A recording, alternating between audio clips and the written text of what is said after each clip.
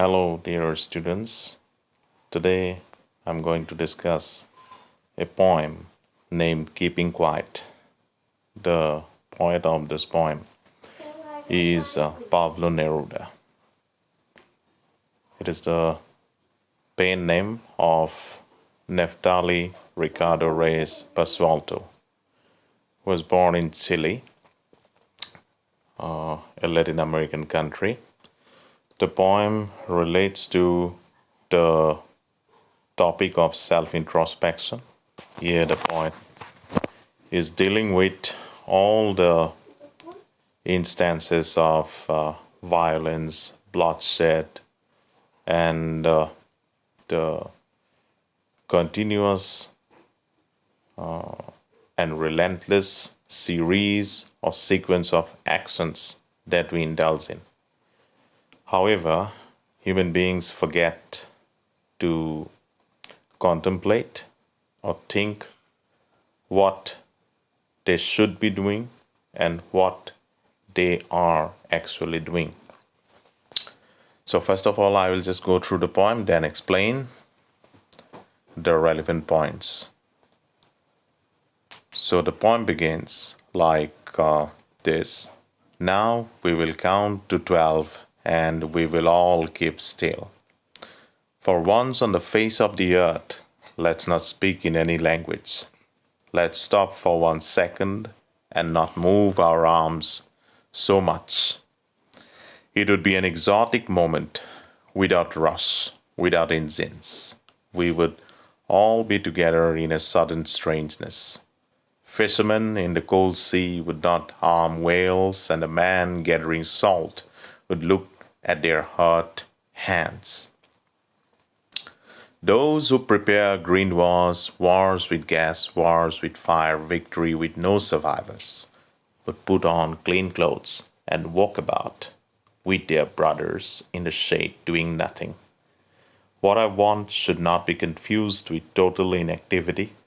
Life is what it is about. I want no truck with that. If we were not so single minded about keeping our lives moving, and for once could do nothing, perhaps a huge silence might interrupt this sadness of never understanding ourselves and of threatening ourselves with death. Perhaps the art can teach us as when everything seems dead and later proves to be alive. Now I will count up to 12 and you keep quiet and I will go. So the poem begins with the poet's appeal for self introspection. In fact, he asks everyone to count to 12. 12 here represents the 12-hour marks in the clock, just like the time ticks away, and there is one revolution of the minute hand or the hour hand or even the second hand around the clock. So, just like that, the poet is asking everyone to wait or linger or just wait a second.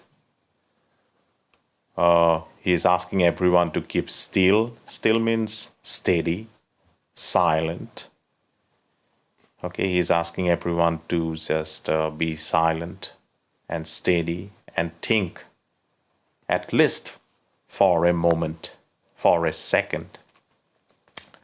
This is all about self introspection. For once on the face of the earth, let's not speak in any language. Neruda appeals to everyone that at least on this earth, we should not exchange any words, we shouldn't talk.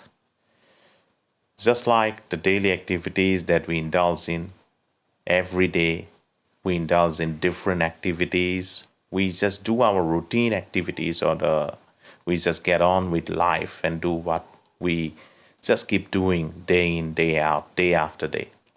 So we should just refrain from, or we should just take a break from those activities that we normally do every day. So he's asking everyone to just wait a minute, wait a second, wait a moment, and just think what we are doing. Then he says, let's stop for 1 second. We should just stop for a second, stop for a moment, and not move our arms so much. We should not indulge in any physical activity. Not move our arms so much means we shouldn't do what we normally do for that moment, because that moment should be a moment of silence, of stillness, of self introspection.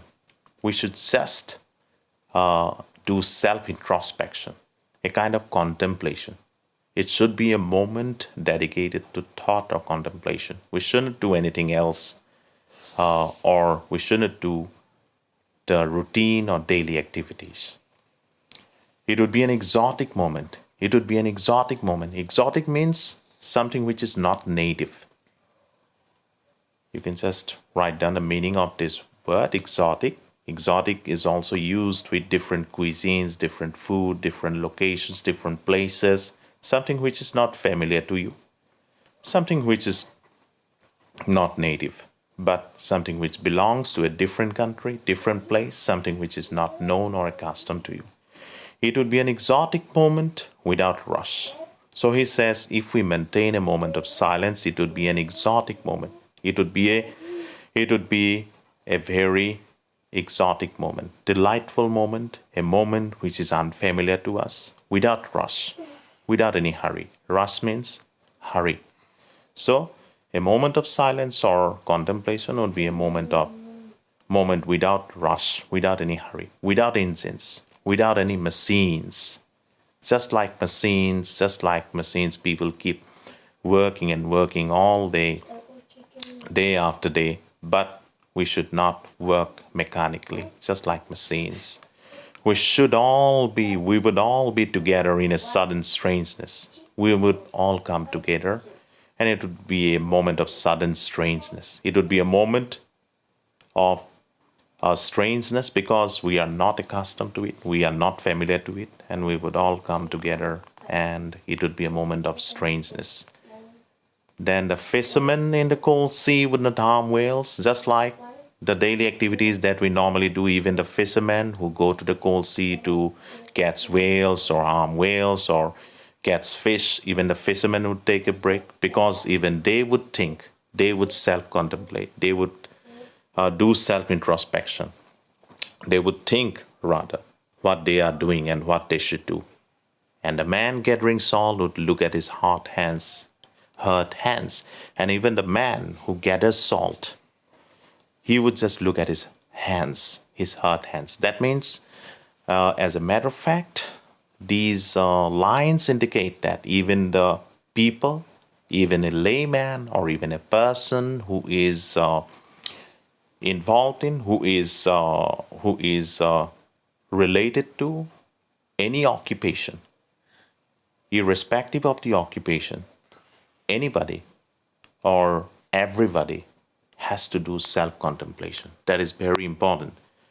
Then the poet goes on to say, those who prepare green wars, wars with gas, wars with fire, victory with no survivors, would put on clean clothes.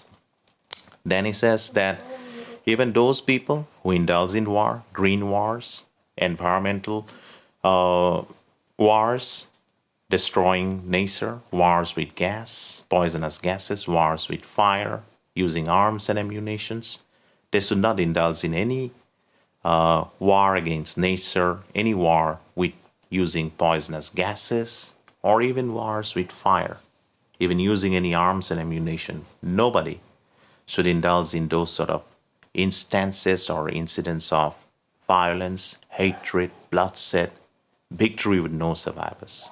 Because such wars lead to victories without any survivors. Would put on clean clothes. The people would put on just clean clothes and walk about with their brothers in the shade. If they refrain from, if they do not take part in those wars, those violent wars, then they would just get together. They would be united and they would come together just like wearing clean clothes. Just like people wearing clean clothes or clean images without getting involved in terrible activities, doing nothing. They would not do anything. They would not do anything means they would not do any harmful activities. They would be in peace. They would just sit as brothers in the shade of a tree. That means they would get the blessings of nature. They would sit under the shade of the trees. They would sit under the shade of nature. If they do not harm nature, only then it is possible. So everyone would just be together as brothers and they would be united and they would not quarrel or fight among themselves.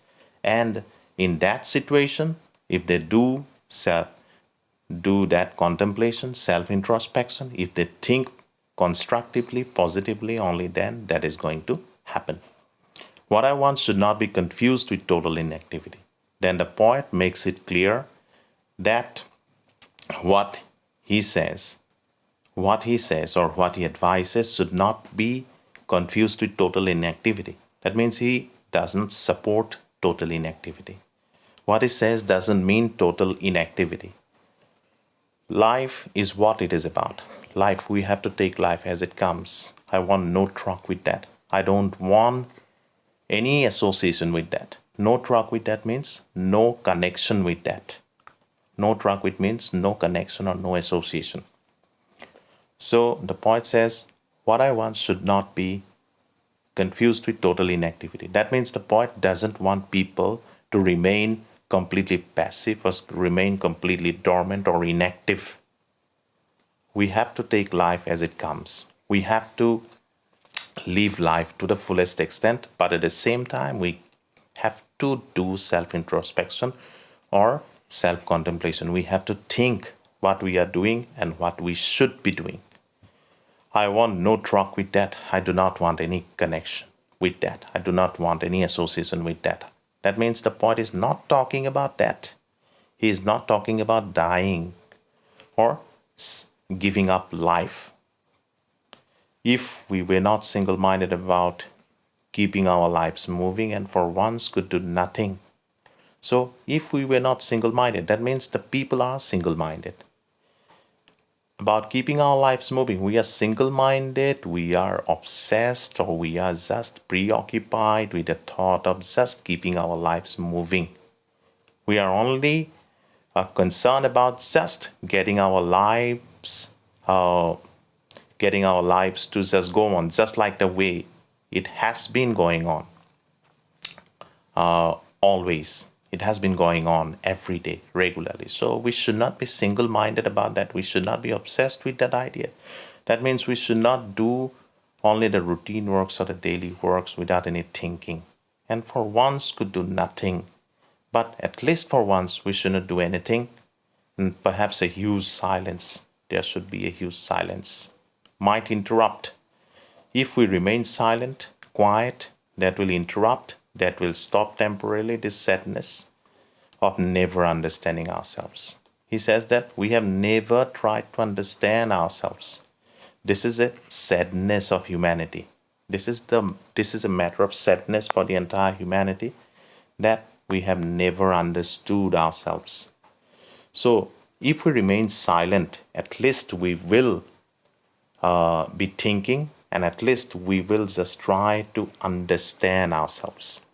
And this attempt, our thinking, our introspection, our self-contemplation, it will at least stop temporarily that sadness of never understanding ourselves and of threatening ourselves with that. And the poet says that we have even attempted to threaten. Threaten means to intimidate, scare, terrify somebody. So we have even tried to threaten ourselves, intimidate ourselves with that. Human beings have done so much. They have inflicted so much misery on themselves by threatening each other. So we should not do all these things. We should try to understand ourselves. We should not threaten ourselves with that. That means we should not do any violent activities. We should not indulge in any kind of warfare. We should not take part in any battlefield. Rather, we should get together and we should try to save humanity. And if these things are done, then we can expect a better world. So the poet appeals to everyone to think constructively and do self contemplation. Perhaps the art can teach us. He says it takes art as a living symbol for it. It takes the art can teach us a lesson, teach us as when everything seems dead, the later proves to be alive. Because the art itself is a symbol of teaching for the entire humanity. Because when everything seems dead, the art looks like a living symbol. The art is always alive. So when everything seems dead, everything seems finished, the art is still alive. It proves to be alive. That means the power of nature. It is always alive. We have to look up to nature. We have to look at the art, our beautiful art as a living symbol. That means we have to at least do self contemplation. We have to pause or wait a little bit. Only then we will think constructively, and that will help us to ensure a better situation for the entire humanity. Now I will count to 12 and you keep quiet and I will go. Then he is asking everyone that to just keep quiet, be silent. And he says that he is leaving, but he is asking everyone. He says that I will count to 12. So just for that moment, it is just a refrain which appeared in the very beginning of the poem.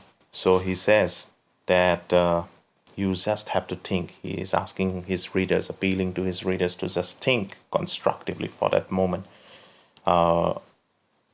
When he is leaving, he wants or he intends to keep his readers amidst self-introspection, amidst thinking, so that they can ensure a better situation for the entire humanity. The poem is really very thought-provoking, very introspective, and it provides a picture of the struggling humanity which has to uplift itself through self-introspection. So this is a very delightful poem. Hope you have understood this one. So thank you, everyone.